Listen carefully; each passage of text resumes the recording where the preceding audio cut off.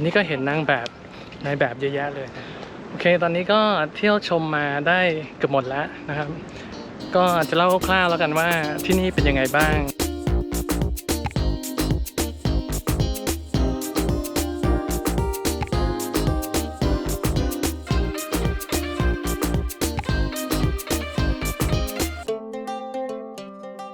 ครับสวัสดีครับวันนี้ก็จะพาไปเที่ยวครับจะพาไปเที่ยวที่สวนป่าเบญจกิตินะครับวันนี้เห็นว่าที่กรุงเทพเนี่ยอากาศก็ดีนะครับไม่ร้อนอุณหภูมิสูงสุดวันนี้ประมาณ 28-29 แล้วก็ไม่ค่อยมีแดดด้วยเดี๋ยวเราจะไปเที่ยวกันนะครับวันนี้จะไปทาง MRT นะครับรถไฟฟ้าสายสีน้ำเงินก็จริงๆแล้วเนี่ยเราสามารถลงได้ในหลายสถานีนะครับส่วนมากแล้วเนี่ยเขาก็จะแนะนำให้ลงที่สถานีสุขุมวิทแต่ว่าดูจากแผนที่ทางเข้าออกเนี่ยวันนี้ผมจะลองลงที่สถานีคลองเตยนะครับตอนนี้ผมก็มายืนอยู่ที่สถานี MRT นะครับศูนย์ประชุมแห่งชาติสิริกิติ์แล้วนะครับสุดท้ายมาจบที่สถานีนี้ครับเพราะว่าเจ้าหน้าที่ MRT เนี่ยเขาแนะนำสถานีนี้ครับเขาบอกว่าเดินใกล้ที่สุดนะครับเราก็สามารถที่จะเดินทะลุตัวศูนย์ประชุมเข้าไปได้เลยการเดินเข้ามาจากสถานี MRT นี้ก็ไม่ยากนะครับคือเราสามารถเดินทะลุทางใต้ดินนะครับลอดเข้าอาคารศูนย์ประชุมแห่งชาติสิริกิติ์ได้เลยแล้วก็เดินมาตามห้องโถงนะครับก็จะมีรูปต่างๆที่อยู่ตามผนังนี่ก็สวยงามนะครับแล้วก็เดินมาให้สุดบันไดเลื่อนแล้วก็ขึ้นไปเลยนะครับตอนนี้ผมออกมาที่ทางออกด้านข้างอาคารนะครับบริเวณติดกับสระน้ำขนาดใหญ่เนี่ยก็ออกมาที่ประตูที่2ครับข้างหน้าผมเนี่ยก็คือสวนป่าเบญจกิติแล้วโอเคเดี๋ยวเราไปกันต่อครับครับแล้วก็ตอนนี้ผมก็มายืนอยู่ที่บริเวณสวนสุขภาพนะครับในส่วนหนึ่งของสวนป่าเบญจกิติก็คือข้างๆกับทะเลสาบซึ่งตรงนี้เนี่ยเขาก็จะมีเป็นเลนจักรยานนะครับแล้วก็มีลู่วิ่งแล้วก็มีบริเวณที่ให้ออกกำลังกายนะครับก็จะมีท่าในการออกกำลังกายท่าต่างๆนะครับ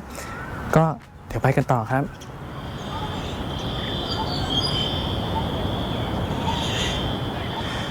ตอนนี้ผมก็เดินเลยจากส่วนที่เป็นเลคเข้ามาแล้วนะครับแล้วก็ข้างหลังผมเนี่ยก็จะเป็นอาคารเก่าของโรงงานยาสูบนะครับก็ในส่วนที่เป็นโซนสวนป่าเนี่ยก็จะเริ่มจากตรงนี้ไปนะครับดูแล้วก็น่าจะเป็นอย่างนั้นเพราะว่าข้างหลังผมเนี่ยท่านดูภาพนะครับก็จะเริ่มมีต้นไม้เยอะขึ้นเห็นอาคารเก่าๆที่อยู่ข้างหลังผมอันนี้เนี่ยครับที่แรกนึกว่าก็เป็นอาคารธรรมดาแต่จริงๆแล้วอาคารนี้ก็คือพิพิธภัณฑ์นะครับข้างในมี co-working space มีร้านกาแฟด้วยนะครับแล้วก็มีที่สามารถจะจัดพวกนิทรรศการต่างๆได้ด้วยนะครับและข้างในบริเวณสวนป่านะครับก็จะมีทั้งลู่วิ่งแล้วก็เลนจักรยานนะครับอันนี้ก็อยู่คู่กันเลยนะครับข้างหลังผมข้างซ้ายมือผมนี่จะเป็นลู่วิ่งแล้วก็ข้างขวามือนี่ก็จะเป็นเลนจักรยานนะครับเขาจะมีบอกไว้เลยนะครับว่าให้ขับขี่เนี่ยไม่เกินกี่กิโลเมตรนะครับรู้สึกจะเป็น10 กิโลเมตรต่อชั่วโมงตอนนี้ผมก็ขึ้นมายืนอยู่บนจุดชมวิวนะครับก็อยู่ตรงกลางของสวนป่าเบญจกิตินะครับแต่ว่าช่วงนี้ก็ไม่ค่อยมีดอกไม้อะไรสวยเท่าไหร่นะครับตอนที่มันเขียวๆเนี่ยน่าจะดีกว่านี้แต่ว่าแบ็กกราวด์เนี่ยก็คือบริเวณตึกรอบๆนะครับข้างหลังผมก็คือถนนรัชดาภิเษกครับตอนนี้ก็ได้เข้ามาหลบร่มนะครับ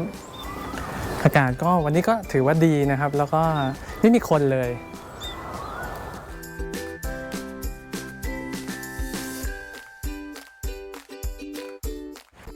ครับตอนนี้ผมก็อยู่บริเวณที่เป็นด้านหลังอาคารพิพิธภัณฑ์นะครับจะว่าไปแล้วก็คือสวนป่าเนี่ยก็คือมีบางโซนมันก็เหมือนป่าจริงๆเพราะว่า2ข้างทางของผมตอนนี้ก็คือแบบว่า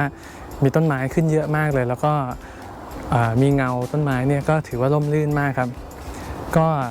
แล้วแต่ว่าใครชอบโซนไหนนะครับแต่ว่าก็บอกเลยว่ามันคือป่าจริงๆ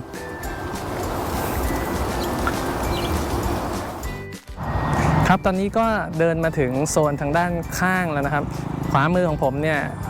ชื่อว่าโซนพันไม้เกษตรบ้านนะครับ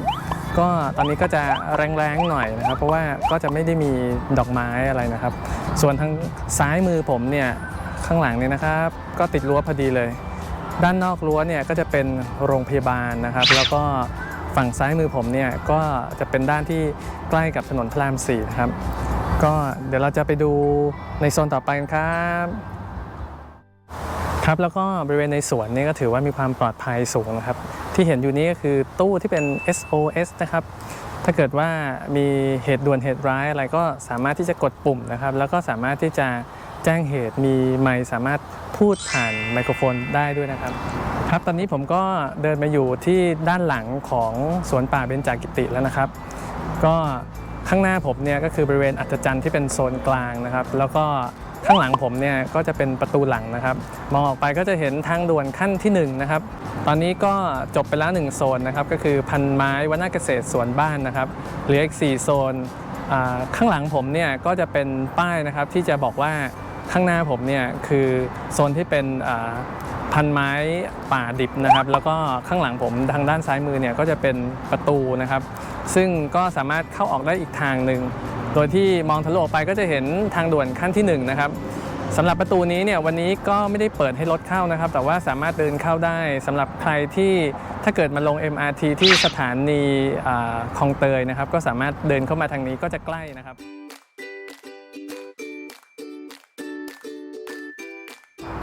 ครับที่นี่ก็จะมีที่จอดจักรยานนะครับอยู่ในส่วนโซนกลางใกล้ๆกับด้านประตูหลังนะครับก็มีที่จอดอย่างดีเลยครับเป็นสัดเป็นส่วนแถมยังมีน้ำดื่มนะครับที่เป็นน้ำเปล่าให้กดดื่มได้นะครับล้างมืออะไรอย่างนี้ก็น่าจะได้นะครับก็ทำไว้ดีมากเลยครับ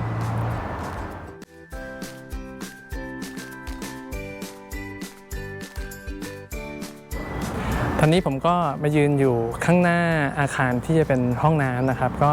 จะสังเกตเห็นว่าซ้ายมือข้างหลังผมเนี่ยก็จะมีเสาที่เป็น SOS นะครับก็มีอยู่หลายจุดนะครับเวลามีอุบัติเหตุอะไรเงี้ยก็สามารถแจ้งขอความช่วยเหลือได้แล้วก็ยังมีลำโพงเสียงตามสายด้วยนะครับห้องน้ำก็ต้องบอกว่าสะอาดดีนะครับมีแยกหญิงชายแล้วก็มีห้องน้ำสำหรับวีลแชร์ด้วยนอกจากสะอาดแล้วยังบอกเลยว่าชิลมากครับยิ่งบรรยากาศวันนี้นี่แบบลมแรงสุดๆแล้วก็ไม่มีคนเลยนะครับตอนนี้ก็ประมาณสักบ่ายโมงบ่าย2นะครับโหวันนี้เดินชิลมากเลยครับ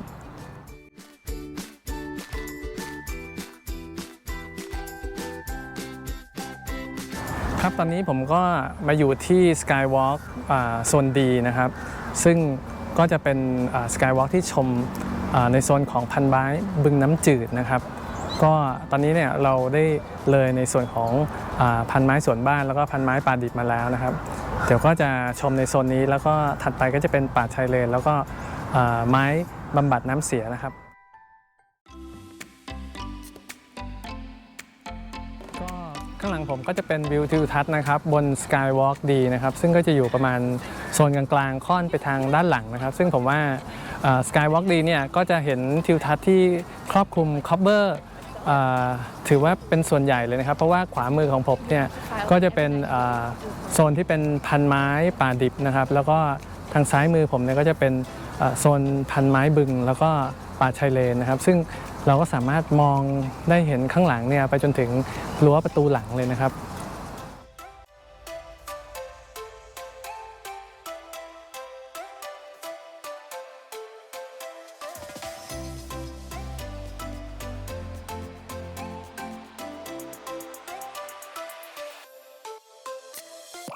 Skywalk ดีเนี่ยค่อนข้างจะเห็นวิวทิวทัศน์ได้ค่อนข้างครบถ้วนนะครับอันนี้เป็นด้านหลังนะครับก็มองไปเห็นทางด่วนขั้นที่1เลยแล้วก็ข้างหน้าผมเนี่ยก็จะเป็นสวนป่า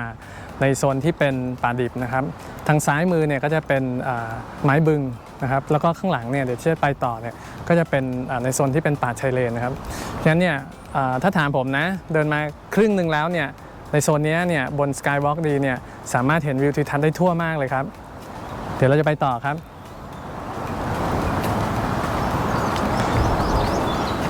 จริงๆตอนนี้ข้างหลังผมเนี่ยก็คือโซนที่เป็นพันไม้ป่าชายเลนนะครับแต่ว่าวันนี้ที่มาเนี่ยก็พยายามจะมองอยู่คือเหมือนต้นไม้มันตายไปเยอะนะครับก็จะเป็นโซนหนึ่งซึ่งดูแล้วเนี่ยคิดว่าก็น่าจะกว้างประมาณสนามฟุตบอลหนึ่งนะครับโซนนี้อาจจะไม่ค่อยมีอะไรให้ดูสักเท่าไหร่นะครับตอนนี้ก็เดินมาถึงมุมข้างหลังอีกมุมหนึ่งนะครับ จะเป็นในโซนของพันไม้ป่าชายเลนนะครับแล้วก็ข้างหลังผมเนี่ยก็จะเป็นSkywalk A นะครับซึ่งตรงนี้เนี่ยมันก็จะเป็นจุดที่สูงที่สุดนะครับเพราะว่ามันสามารถเชื่อมกับสะพานลอยที่จะออกไปข้างนอกนะครับก็จะไปทะลุในส่วนที่เป็นสุขุมวิทซอย 4 ได้นะครับแล้วก็ข้างหลังผมทางด้านซ้ายมือเนี่ยก็จะเป็นประตูทางออกนะครับเป็นเกตอีกด้านหนึ่งนะครับ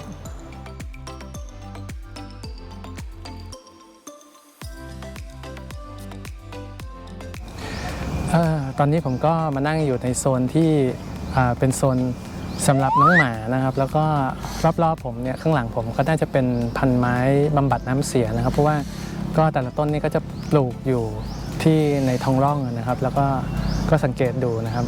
ก็ทางขวามือของผมเนี่ยก็จะเป็นคลองนะครับแล้วก็ข้างหลังผมเป็นถนนรัชดาและ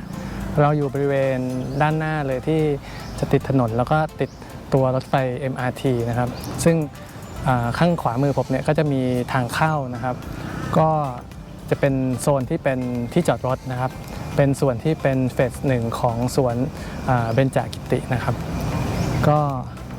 จะอารมณ์ประมาณนี้วันนี้ตรงนี้นี่ถือว่าร่มที่สุดแล้วก็เดี๋ยวเราจะไปดูในส่วนต่อไปครับ